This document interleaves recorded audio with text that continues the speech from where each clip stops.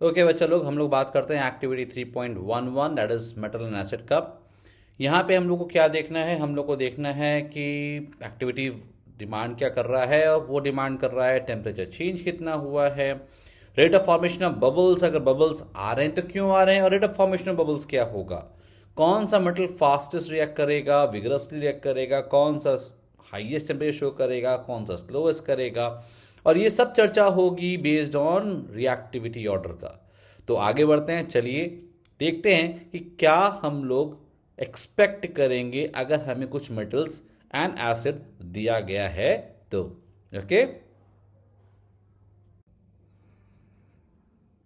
चलिए स्टार्ट करते हैं, देखते हैं what is the action of acid on metals. हमें पता है कि मेटल अगर कभी भी रिएक्ट करता है, अगर रिएक्ट करता है विथ एन एसिड, तो अगर नॉर्मल रिएक्शन होगा तो वो आपका बनाएगा salt and hydrogen gas will be evolve, hydrogen gas will be evolve.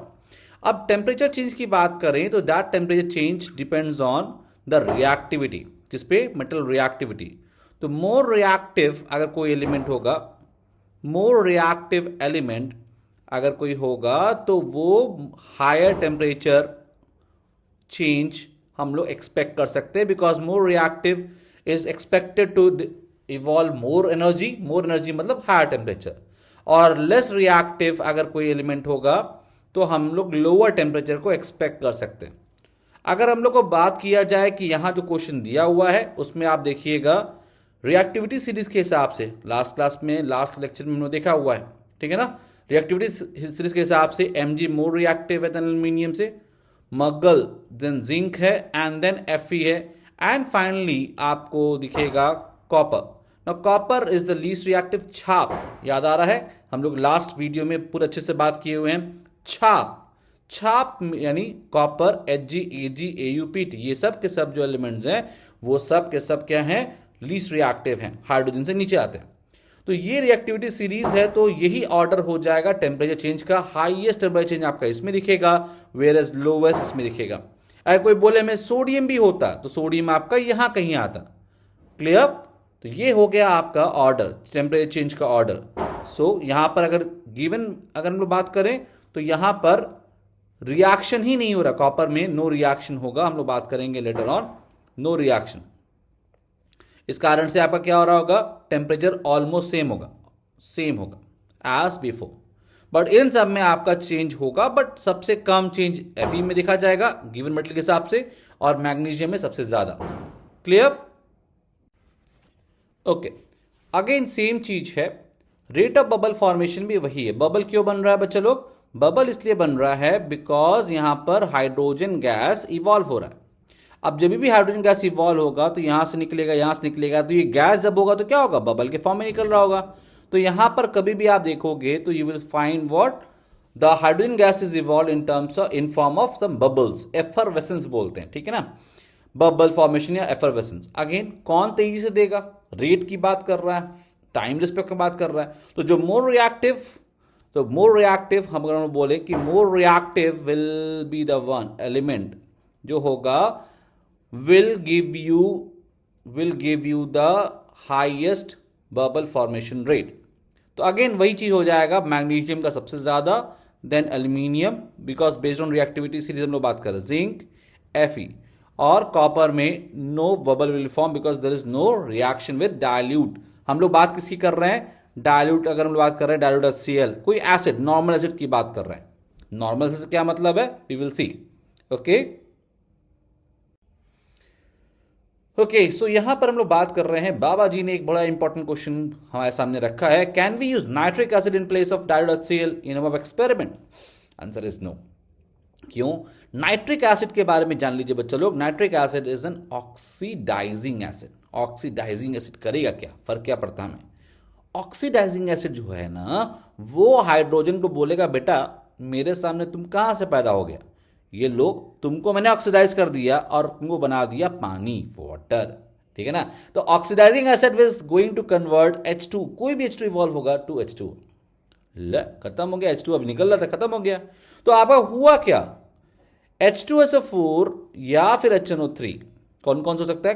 Concentrated, dilute नहीं, H2SO4 या किसी फॉर्म में nitric acid, these two will be reacting with H2 form to give you H2. For example अगर आपने zinc plus मान लीजिए आपने बोला कि ना ना ना सर ऐसा ही करना है, कॉन्सेंट्रेट ले लिया, तो आपका बन जाएगा zinc nitrate okay plus H2 gas. बोला सर निकल तो रहा है, फिर बोलेगा बेटा H2 आपको ना HNO से फिर क्यों, नाइट्रिक एसिड तो बहुत ज़्यादा है।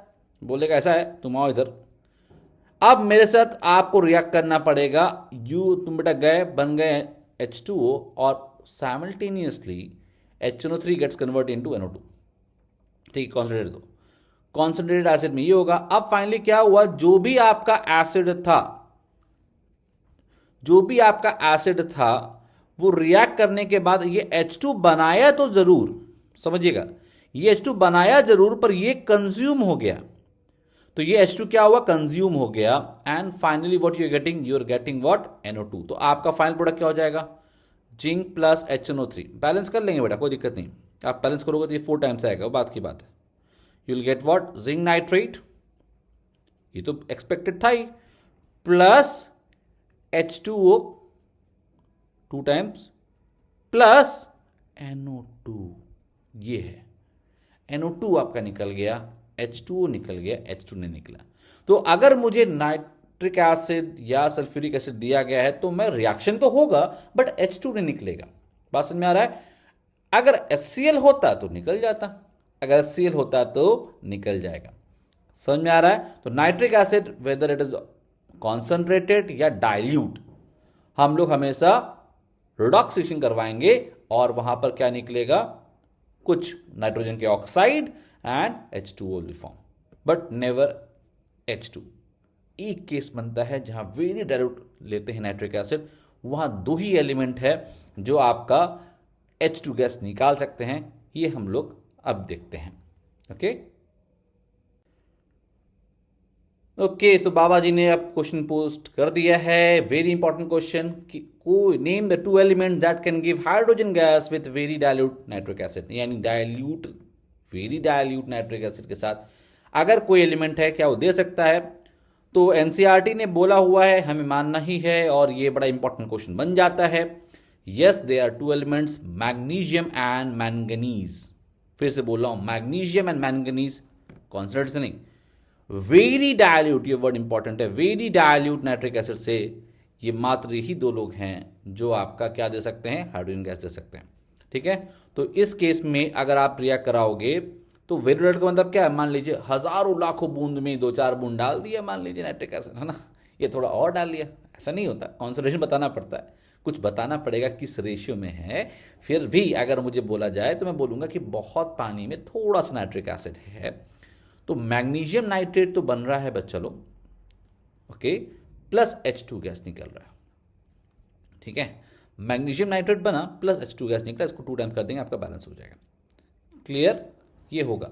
नॉर्मली कोई भी आपने कोई एसिड ले लिया होता तो वहां पर सॉल्ट बनता है, H2 बनता है, आपने देखा ही हुआ है, बाकी कोई आपका और नहीं देगा।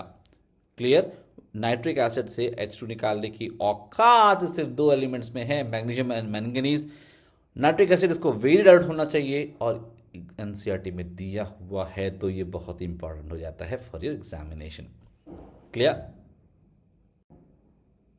Now comes the aqua regia, the royal water.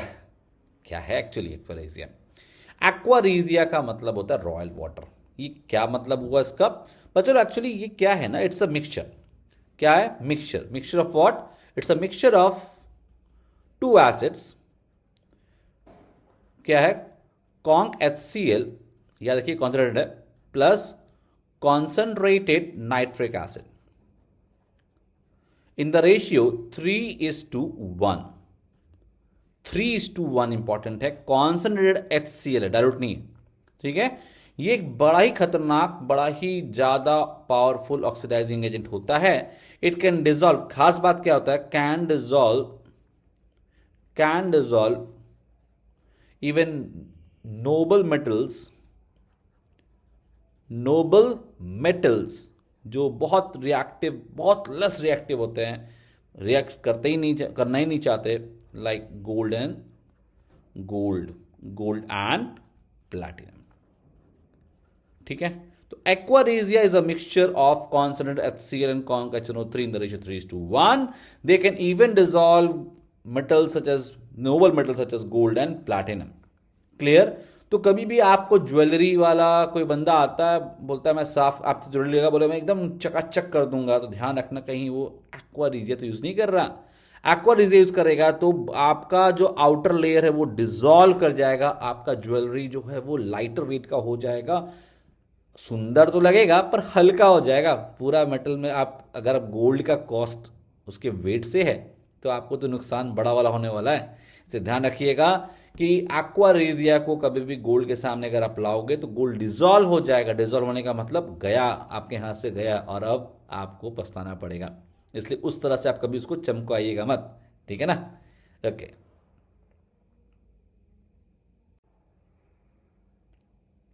Okay बच्चे लोग, सो अब हम लोग बात करने जा रहे हैं मेटल डिस्प्लेसमेंट रिएक्शंस, यानी एक कोई मेटल कैसे रिएक्ट करता है with the salt solution of other metal. Normally आपको ध्यान रखिए, आपने चैप्टर नंबर 1 में ही पढ़ा हुआ है, it is a metal displacement reaction, it is a type of a single displacement reaction. तो कैसा रिएक्शन हो जाएगा बच्चे लोग? एक सिंगल डिस्प्लेसमेंट रिएक्शन है। नाउ सिंगल डिस्प्लेसमेंट रिएक्शन में क्या होता है, यहां पे रिएक्शन में क्या होगा, अ मोर रिएक्टिव मेटल, फिर से बोल रहा हूं, अ मोर रिएक्टिव मेटल क्या करेगा, can displace a less reactive metal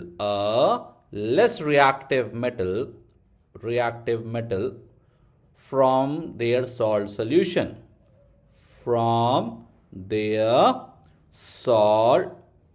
solution.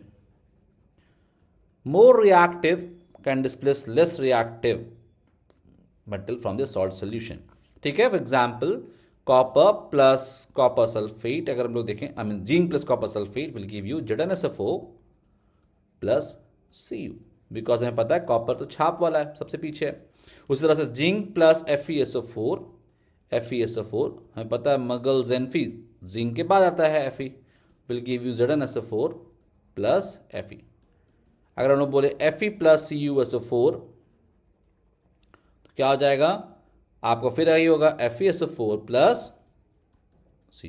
इन सब केस में देखिए ये मोर रिएक्टिव है, this is a more reactive, less reactive,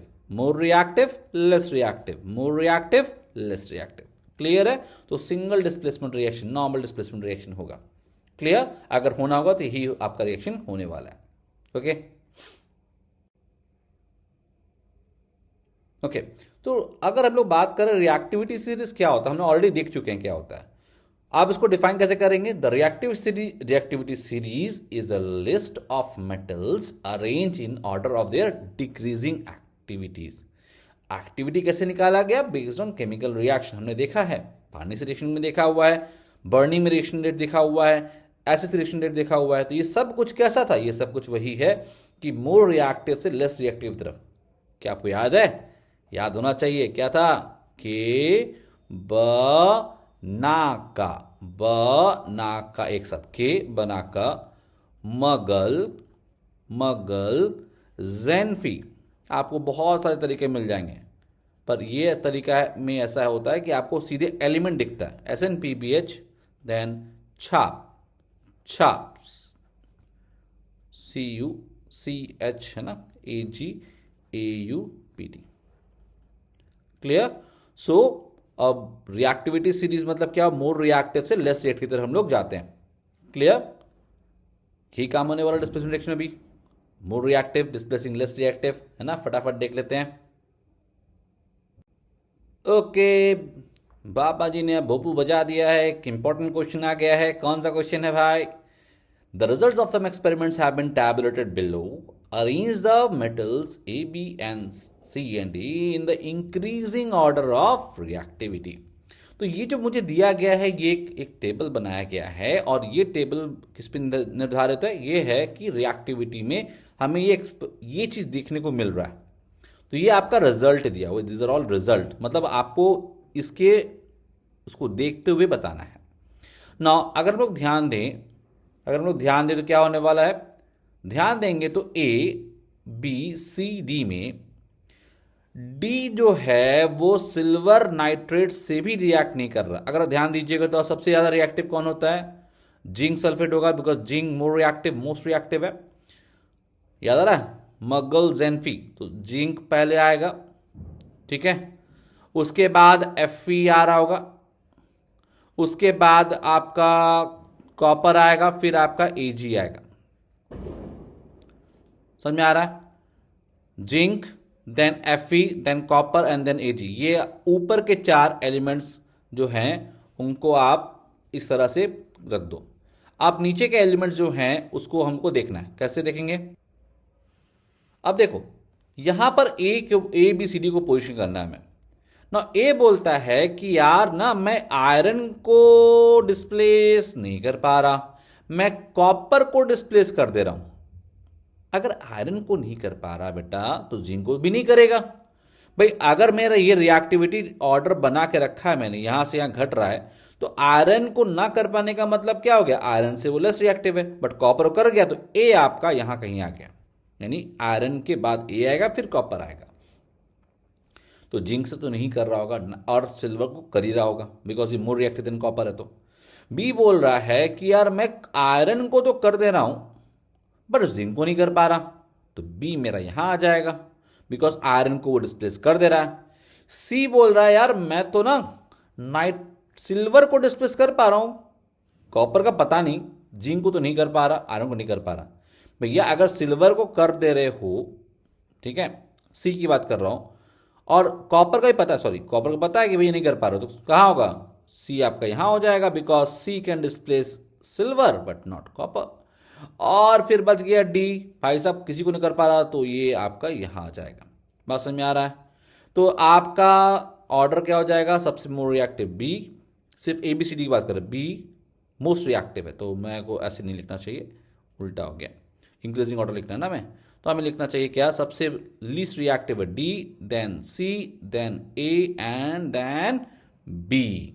okay clear. Okay यहां पूछ रहा है कि which gas is evolve when dilute HCl is added to reactive metal. भैया रिएक्टिव मेटल कोई भी ले लो, आयरन यहां पे लिया हुआ है तो क्या होगा, हाइड्रोजन गैस निकलेगा, हमने पहले देख लिया है। तो Fe प्लस HCl अगर हम लोग देखें तो क्या बनेगा, FeCl2 प्लस H2 गैस, खत्म, बैलेंस करना 2 टाइम्स कर दो, हो गया। तो यहां पर कोई भी रिएक्टिव मेटल होगा, रिएक्टिव मतलब अब हाइड्रोजन, तो हाइड्रोक्लोरिक आपका ऑक्सीडाइजिंग तो है नहीं, हमेशा हाइड्रोजन गैस निकल जाएगा। बाबा जी संतुष्ट है ना, देखो ये बजा। ओके ओके बाबा जी फिर लेके आए जिंक के साथ। अगर जिंक हम लोग ऐड करेंगे तो क्या होगा इन आयरन सल्फेट सोल्यूशन, कुछ नहीं, अगर आपको पता है जिंक को अगर आप डालोगे तो रिएक्शन अगर होना होगा तो मेटल डिस्प्लेसमेंट ही होगा, तो क्या बनेगा, ZnSO4 बनेगा, पहले लिख चुके हैं, प्लस Fe बन जाएगा। अब कुछ खास बात, ये देखो आपका होता है ग्रीन कलर का होता है, लाइट ग्रीन होता है, ये आपका कलरलेस हो जाएगा। You will see the greenish colour changing to some colourless solution and deposits of iron will be there. Okay तो green changing to colourless is the observation that we have to see. Okay okay तो बाबा जी फिर लेके आए हैं, भोपू बजाए हैं और लेके आए हैं जिंक और कॉपर सल्फेट का रिएक्शन, ऑलरेडी देके रखा हुआ है भाई, कई बार देखा हुआ है। तो जिंक अगर मोर रिएक्टिव है, हमने जानते ही हम लोग, copper sulphate solution less reactive है, I mean copper is less reactive, बन जाएगा जिंक सल्फेट, बेटा बोलेंगे कॉपर तो दूर निकल गया। खास बात क्या है, ये आपका ब्लू होता है, तो देखो आपने यहाँ पे ब्लू सोल्यूशन आपको दिख रहा है, और ये धीरे धीरे क्या हो रहा है, पेल कलर होते जा रहा है, यानी ब्लू फेड कर रहा है, द कलर फेड कर जाए, क्या लिखेंगे, the colour fades and becomes colorless, becomes colorless, and copper will be deposited on the zinc electrode या जो भी आपने पीस डाला हुआ है। Okay I hope you have understood very well. जितने भी ऑब्जर्वेशन बेस्ड क्वेश्चन हैं, जितने भी रिएक्शन इस तरह से हो जाएंगे। अब हमारे पास जो अब नया चीज आने वाला है वो हम लोग पढ़ेंगे reaction of metal non metals, जहां पे आयनिक कंपाउंड के बारे में हम लोग जानेंगे। ओके इलेक्ट्रॉनिक कैसे बनता है ये सब हम लोग जानेंगे इन और next video. Okay thank you.